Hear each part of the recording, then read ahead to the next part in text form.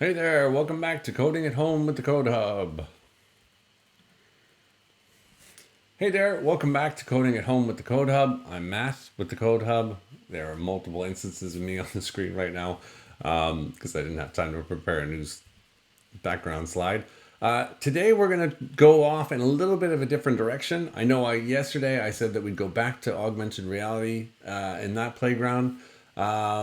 But you know what? I'm really kind of keen to explore that Sonic Workshop playground, and I know the guys downstairs have downloaded the Sonic Workshop playground. So I think what we're going to do is we're going to go off and we're going to play with that today, and then we'll get back to augmented reality. We have all the time in the world to work through this stuff, this coding at home stuff. There's a ton of material available on this in Swift Playgrounds. So we're not going to get bored. We're not going to run out of stuff to talk about. If worse comes to worse, we can always start going over the fundamentals again. But for today, let's go back to the iPad and we'll start working on Sonic Workshop. Okay, so Sonic Workshop is going to be in Swift Playgrounds. So we're going to go off to the Playgrounds app on our iPad. And we'll wait for all of those guys to load for a second. Now I have a copy there. I'll show you guys where to get it. If we go to the See All for more playgrounds. Now we've gone through nearly all of we haven't done flashy photos yet. We'll get to that. We'll probably get to Blue's Adventure as well. We were working on augmented reality. We're going to switch gears and go over to the Sonic Workshop playground. You can see from its description that it's also an intermediate playground, just like augmented reality. Let's see, what else? Yeah, actually, we haven't done any of the others so that are intermediate. But just like augmented reality, this Sensor Arcade one is another amazing one that we'll make sure we get to at some point soon. So let's check it out. I'm going to hit the Get button next to Sonic Workshop and download that.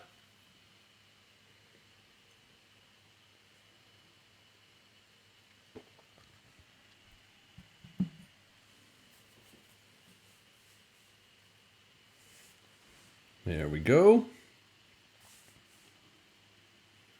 All right, so I'm going to open up my Sonic Workshop copy here. Okay, so this is how we start out. We have a scene.background image. We assign it to, remember this is called an image literal, where we can actually use the image picker inside Swift Playgrounds. Really nice feature of Swift Playgrounds. We have this function we call here called playmusic.cave. And then we have some comments explaining what it is we're going to do on this page. And we're going to wait and give the playground a couple of seconds to load up its live view. Because the live view is going to be very like the lights, camera, code stuff that we worked with. You can see that we have our instructions over here. Instead of being in line like we had it for the Learn to Code 1 and 2 playgrounds, we have our instructions off over here. So it says, welcome to Sonic Workshop, where we're going to use our coding skills to make music. This is going to give us a bit of background to the playgrounds that we played around with from WWDC, those Swan's Quest playgrounds. So in our Crystal Cave, we're going to create graphics to play along with the music and do something when touched. This sounds similar so far to the Lights, Camera, Code playground. So to start making music in our cave, we have to create a new graphic and set its image to a crystal. Now, just like the Lights, Camera, Code playgrounds, we could tap on this black bar here and drag it over. But we're going to type that in ourselves. So we're going to create a variable. So we're going to hit the var keyword. And we'll call it, let's see, they called it crystal, did they? We'll call it crystal too. And we'll actually even spell it right. And it's going to be a graphic. So we're going to use the graphic type. You can see there's some kind of interesting functions here in the autocomplete bar. Add cave glitter. Sounds like a good time. So if I start typing in graphic, I can tap on this open parentheses to give me an initializer. And then it gives me this parameter for the initializer, image. So So I'm going to tap on that one. Now I have this is my parameter name image with a colon followed by the actual value that I want to pass in. And I want to get that from the image picker. So let's use this image literal. So we can pick any number. Now they've picked the pink one there, but we can pick any number of different type of crystals. So let's use the pink one. We'll pick use. Cool. So that's our first bit of code. Now, just like with lights, camera, code, it's all well and good creating our new variable with a graphic, but we need to actually place this in the scene. So now we're going to tap down here onto the comment where it says place your graphic in the scene, and we're going to do this. Scene place crystal at point X is 240 and Y is minus 180. Now you remember this is counting from the middle of the grid. So this is positive X, this is negative X, this is negative Y, this is positive Y. So let's start typing that out. Let's get a hold of our scene. So we'll start typing in scene. You want to make sure you use the lowercase one because we have our uppercase one that refers to the type. And this refers to our variable. So somewhere we've already defined a variable called scene. So let's tap scene. We're going to place it by calling a method on our scene. So we're going to say dot place. And look, here we go. There's the method right there. And we can place a graphic. So we're going to place our graphic that we just created called crystal. And in fact, the autocomplete bar guesses crystal's the most likely one that we want to use there. And then we're going to create a point. So just like we did in lights, camera, code, we need to use an initializer for a point. So we can tap on the point type there. We're going to use the open parentheses to get our initializer. And we can initialize it from a thing called a CG point. We can initialize it from 2 doubles, 2 ints. Remember, a double is just a number with a decimal point in it. So 1.5, 1.0, and an int is a whole number. So let's do whole numbers. And we'll do 240 for the X and minus 180 for the Y. Now a CG point is just it's a type defined by Apple. It stands for Core Graphics Point. A lot of those types with kind of weird looking acronyms at the front stand for something like Core Graphics or Audio Visual. All right, so now we've placed it on the scene. So let's run, like I said, let's run our code and see it placed. Okay, there we go, and we've got some background music. Okay, let's see where we go next. So we hit continue now to go through these instructions, because in these playgrounds, remember, our instructions are all in this box here, and they can be accessed and swiped through given the number of dots we have here. So this is an interesting one right off the bat. So to play a sound, we're going to use a function or a closure to play a sound when we touch our graphic. So if we tap on function, we know what functions are. We studied those in Everyone Can Code Puzzles. It's a named set of commands that can be run whenever needed. Like this, play music is a function defined somewhere. And we define functions with that func keyword. Func, play music, and then we give a bunch of parameters that we can take. And then we enclose all the commands we want to run for that function inside some curly braces. The interesting thing here is this closure piece. So if we tap on closure, it tells us that closures are functions that run in place without the need for a name. So in this case, this is scene.setOnStartHandler. And this is actually a function itself. SetOnStartHandler is a function that they defined on the scene type. And this setOnStartHandler takes another function that you can pass into it. Now, why on earth would you use a closure like this and not just define your own function to call? Well, they actually have a note here. So they give you the two options. So we could implement a touch handler that's a function, and we could pass that into our crystal like this. So we've defined our touch handler with no parameters, and then we call a play sound function with cave beats and volume 100. And then we set the on touch handler to the crystal to this function name. Now we did that with lights camera code, remember? We defined a function, and then that function was called when someone tapped on the button. This is the way we flipped our camera back and forth. This is the way we took a picture. So it's a very powerful way to connect our code to each other. This other way here, this closure option is a bit shorter, right? So whereas this is what, 1, 2, 3 real lines of code, this is 1, 2 lines of code, really.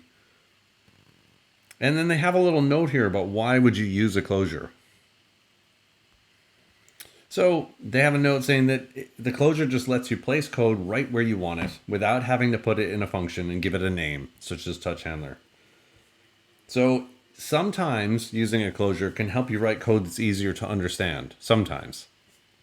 And if you tap on these blue dots, they'll tell you that, okay, that's the variable you want to do something on.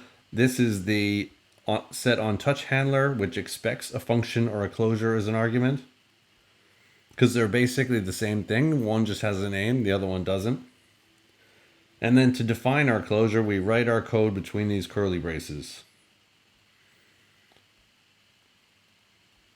So when someone invokes this on touch handler, it's going to run this code for us.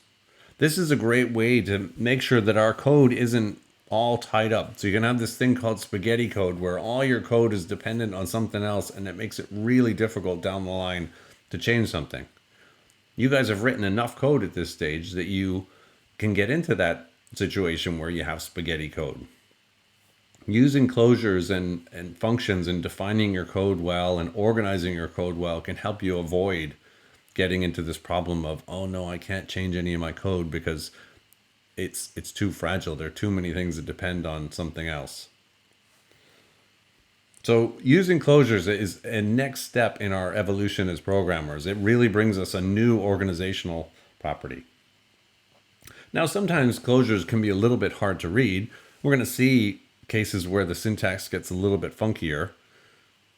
And in that case, I'd say maybe define a function like you've been doing for lights camera code, just so that it's more clear for you. As with any of these new programming features that supplement others, sometimes you don't have to use the fanciest approach, just so that you can read it later.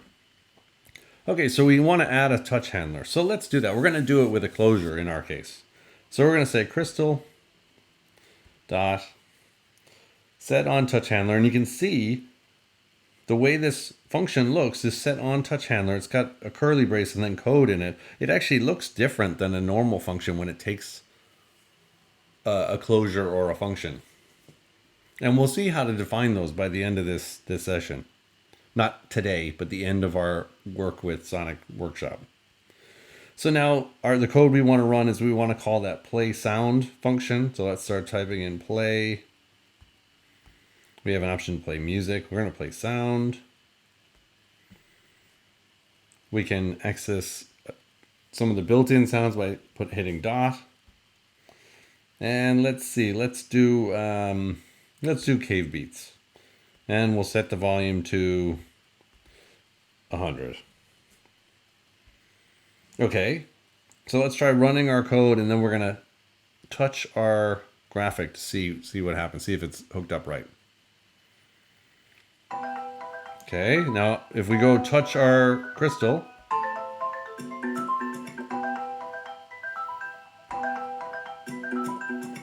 okay, every single time I touch the graphic, it changes. Here, let's turn off the background music.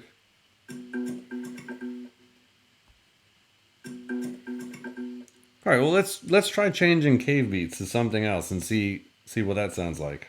Let's try Alien Hello. Then we're going to run our code again.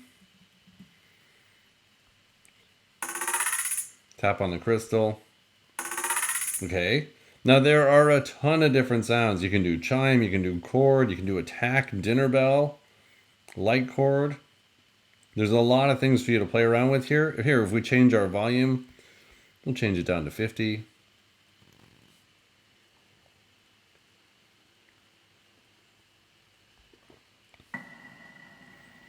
Okay, all right, so Owner 3 is a little creepy. But this is kind of handy. I really like this style of playground. These ones, the Lights, Camera, Code, and Sonic Workshop are excellent. I love the way these instructions can kind of be brought back up so we can see and compare this to our code over here. All right, so there's Sonar 3. I'm actually going to change it back to Cave Beats because I like that one. Then we'll turn the volume up. All right, let's continue and see what's next. So this is something that you can play around with. I'd encourage you to keep playing after we're done here today. Go change your sounds that you hear when you tap on the crystal and see if you can't get something that suits your style. All right, so here, the next note here is about adding visual flair. So in addition to playing a sound, we can call methods and set properties on our graphics. Now there's a glow one, so that we can make the crystal glow. Now we could either call it here, if we call our crystal glow method here, what do you think is going to happen? Am I going to need to touch the crystal to make it glow? Well, let's try it out. Let's run our code. All right, so it kind of flashed there right when we started up. Because what happened was, as Swift was reading through the code, it said, all right, cool, we'll set our background image to this. We'll play the cave music, which I've got muted. It'll create a crystal. It'll place the crystal on the scene over here. It's going to add a touch handler. So if we touch it, it'll play sound. Like so.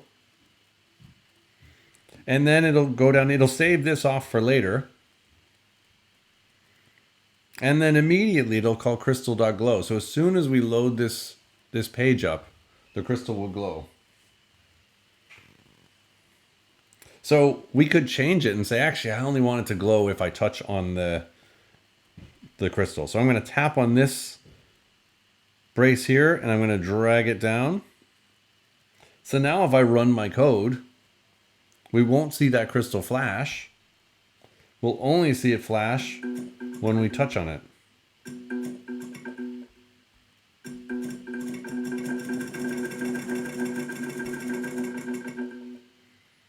All right, so that's cool. So that's the glow method. Let's see what else we have. We can also call shake. We can call scale. Now, since shake is an animation, now glow is also an animation, but we don't have any control over the duration. We can have the crystal shake for a certain length of time. And then scaling, we can have it the crystal scale based on our touch. Let's do that as well. Let's add a whole bunch of stuff to our on touch handler. So we'll have it shake, crystal.shake. So it's over here, shake. And we'll have it shake for 1 second. And then we'll also add a scale. So we'll make the crystal get a bit bigger. Crystal.scale. Use an equal sign, and then we'll do the same thing. We'll make it twice the size. Now, do you know what the difference is between these two? So we have, well, all of these actually. What's crystal.glow? As we learned in Everyone Can Code Puzzles, this is a method. So a method is just a function on a type, and this one doesn't take any parameters. Crystal.shake, because of these parentheses, we know that it's another method, but it takes a parentheses, or it takes a parameter. And then this one down here, crystal.scale, that's not a function at all, is it? That's not a method. That's a property on our crystal. And we know that because there are no parentheses, and we assign, using the equal sign, we assign 2 to the scale. So let's run it and check it out. All right, here we are. If I tap on my crystal,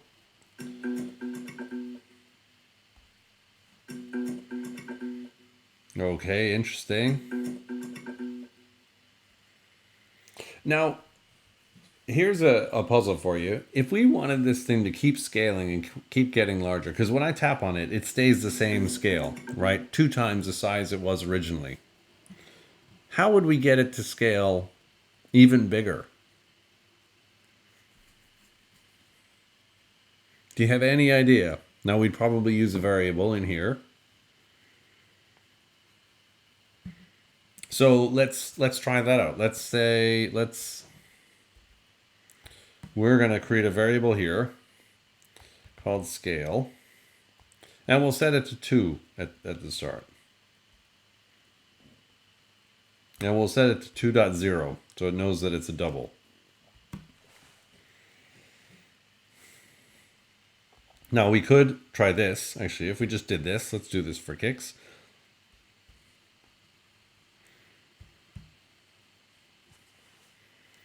So why is this a problem when it wasn't a problem before? So before I said crystal.scale equals 2. And now up here I said, oh, and you know what? I'm going to create a variable called scale. And I'm going to assign it the value of 2. And then I try to assign that variable to my scale property on my crystal. Why do you think we're getting an error? Let's tap on it and find out. So it's saying, oops, we have an error. Can't assign a value of type int to type double. So before, Swift was smart enough to say, and we could fix it by using an initializer for the double type and turning this into a double. But we're going to fix it a different way. So Swift was smart enough before, when we had the 2 defined here, Swift read through this whole file when it was compiling it, turning it into code it could run. And it said, okay, I know that this scale expects a double. So something with a decimal point. And this is a 2. But I can infer that they meant to type 2.0. Because that's the type of number that we want to store here. Not 2 with no decimal points. I want to store a 2 dot something. So it was able to, as it was compiling this, turn it into a double automatically. Now up here, it has no hints about that. We just have a variable here. It sees a whole number, 2. And Swift says, look, I'm going to do my best. I'm going to guess that you want this to be an int because there's no decimal point. Now there are 2 other ways that we could fix this issue here.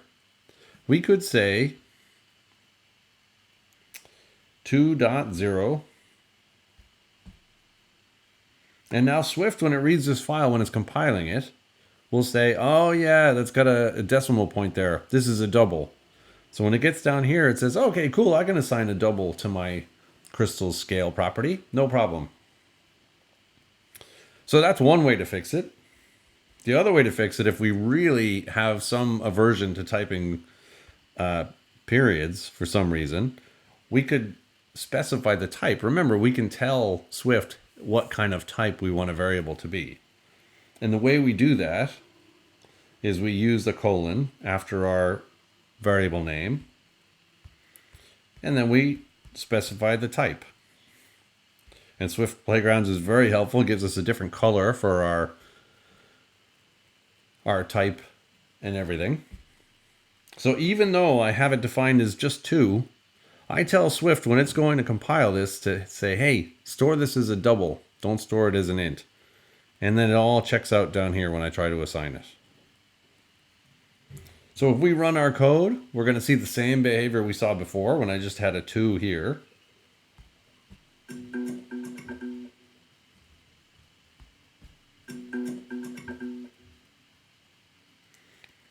Now what we could do, because we have a variable now where we store the value of our scale, what we could do is say, hey, every time you touch this, I want to increase the scale by, let's say 1. We'll grow it, it's kind of small. So what we would do is here, we would say, all right, so after we've set the scale of the crystal, we're going to add 1 to scale. So I would say scale, because this refers to my variable. And we're going to use this operator here, the plus equal. And we'll just add 1 every single time. So the first time we touch the crystal, it'll be 2. The scale will be 2. The next time we touch it, it'll be, hopefully you all shouted out 3. The next time through, it'll be, you definitely all should have shouted out 4. Let's try it out. All right, so here we go. We've got our crystal. If I tap on it the first time, it's growing to a scale of 2 times the size it was. Now if I tap it again, it grows a bit bigger. 4 times the size.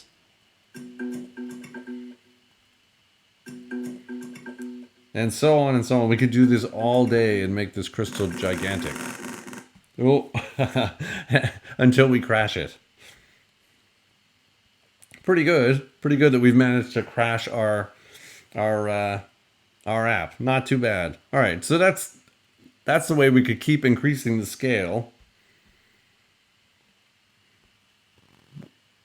Every single time we touch that crystal. So let's reload this page by going back and then forward and back rather. Here we go. All right, so we've gone through that. We've added the crystal. I'm going to actually take that out so that we don't accidentally crash our playground again. Whoops, hit the delete. But no, we'll still use that variable. That's fine. We talked about the closure. We changed the scale. If we continue now we can experiment with our code a little bit. So we can make the cave our own. We can add more graphics. We can color our graphics. So this is kind of interesting. We can set the tint color with a certain blend. We can change the background music. So if we go back up to our cave, I'm going to have to unmute the background music. And I delete cave. We could try lab or turtle or underwater. We can change the background image if we tap on that. We can set the background image maybe to this outdoor image, to a lab. There's our underwater one. And it even has the definition of image literal again, just so we can refresh our memories. So I'm going to run my code with my new background music, turn on the music. I'm going to hit run my code.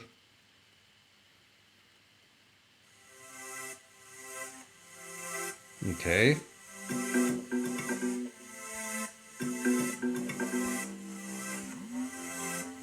Maybe I'd want to change my cave beats to something else that kind of suited the lab. Maybe there's a lab sound in here. I have light chord, ping. How about weird yoga? Let's try that one out.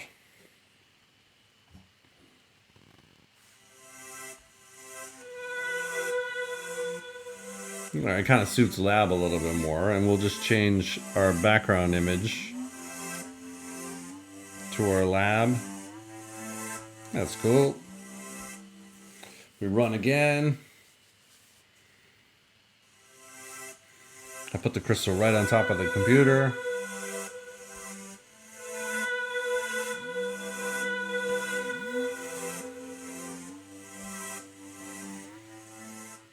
All right, not a bad start.